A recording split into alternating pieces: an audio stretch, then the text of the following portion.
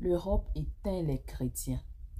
Toi qui as pour projet de venir en France, ou toi qui viens d'arriver actuellement, assieds-toi tranquillement et écoute-moi pour ne pas commettre les mêmes erreurs que les autres.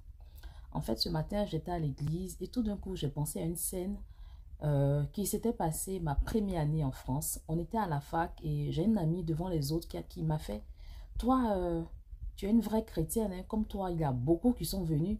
Quand elles viennent, les filles là, je suis chrétienne, et après, elles deviennent autre chose. Et que depuis que toi tu es arrivé à la fac là, je fais que t'observer. Je pensais que tu allais être comme les autres, mais je vois que tu n'as pas encore changé. Tu es toujours, c'est vrai, c'est bien, tu es une vraie chrétienne, ne change pas.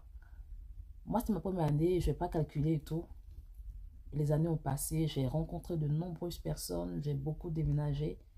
J'ai été dans plusieurs églises et parmi les étrangers que je rencontrais, il y en a plein qui étaient des assoiffés, des passionnés de Jésus-Christ pendant qu'ils étaient en Afrique, mais arrivés en France, arrivés en Europe, à cause de soi-disant, les réalités se sont endormies.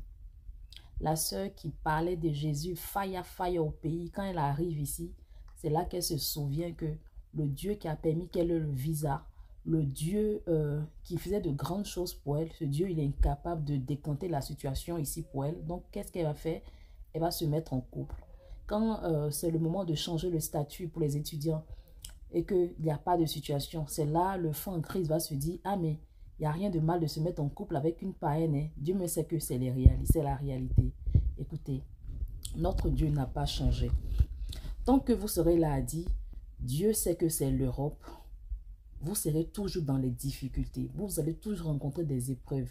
Vous qui êtes en route, qui compte, c'est en septembre, là il y aura beaucoup d'étrangers, beaucoup d'étudiants qui arrivent. Mes frères et sœurs, attachez-vous. Dites-vous, préparez-vous déjà mentalement. Dites-vous que même si c'est chaud, comment, je ne vais pas me prosterner devant Baal. Se prosterner devant Baal, c'est pas dire que tu vas te prosterner devant les statues qui sont remplies ici en Europe. Non. Dis-toi que ce soit chaud ou pas, je vais m'attacher à Jésus-Christ de Nazareth. On ne peut pas se cacher, il y a beaucoup de réalités. Même moi qui vous parle, j'ai rencontré tellement d'épreuves. Mais mes frères et sœurs, ce qu'on appelle je vais aller me mettre en couple, aller faire des histoires de passe parce que c'est chaud. En fait, je me suis déjà préparé mentalement. Je dis: si c'est chaud, mon pays ne m'a pas rejeté.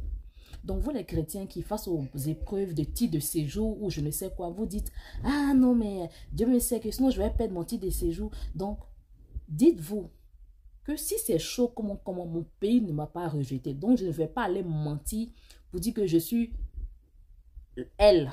Je ne vais pas aller mentir pour dire que je suis P, soi-disant pour avoir les papiers. Préparez-vous mentalement. Et moi, je me suis déjà préparé à ça depuis mon arrivée. J'ai dit: si c'est chaud, je vais retourner dans mon pays. Que d'aller me mettre en couple, aller commettre l'impudicité, aller faire des bêtises juste parce que je veux rester ici. Ah non, tout le monde sait que c'est la benguise. Si je retourne au pays, ils vont dire que elle a sa vie, n'a pas réussi. Vous ne vivez pas pour les gens. Et aussi, il y a les entités, il y a les dieux qui réclament ce pays-là. Donc, c'est normal que quand tu arrives dans ce pays-là, c'est normal que ta vie de prière baisse. Mais comme toujours, je le dis aux gens, ayez un planning de prière. Quand tu as un plan de prière, tu te bats pour respecter ce plan de prière-là. C'est ce qui fera que face aux difficultés, tu auras toujours le calme. Face à la tentation, tu auras toujours le calme. En tout cas, mes frères et sœurs, ceux qui étaient vraiment chrétiens en Afrique et aujourd'hui qui sont endormis, je vous encourage à revenir. Il y en a qui vont dire: ah mais moi je suis déjà en couple, je vis déjà avec la femme, je vis déjà avec le gars.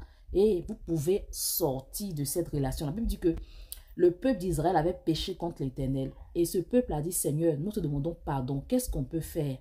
Dieu n'a même pas eu besoin de parler. Qu'est-ce qu'ils ont fait? Ceux qui étaient mariés avec des païens, ils se sont séparés des païens. Ils avaient des enfants, ils se sont séparés. Pourquoi? Parce qu'ils voulaient honorer leur Dieu.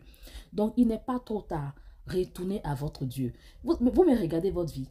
Les vrais chrétiens, vous regardez votre vie, vous avez abandonné le Seigneur et vous êtes dans la débauche aujourd'hui, mais vous n'avez pas le fruit de ce que les païens qui ont fait pareil que vous là, vous aurez l'impression qu'ils vivent mieux que vous, parce que vous là, vous connaissez la vérité. Et quand on connaît la vérité, nos conséquences sont plus graves sur la terre que les païens. D'accord? Donc en tout cas, que le Seigneur vous fortifie et revenez.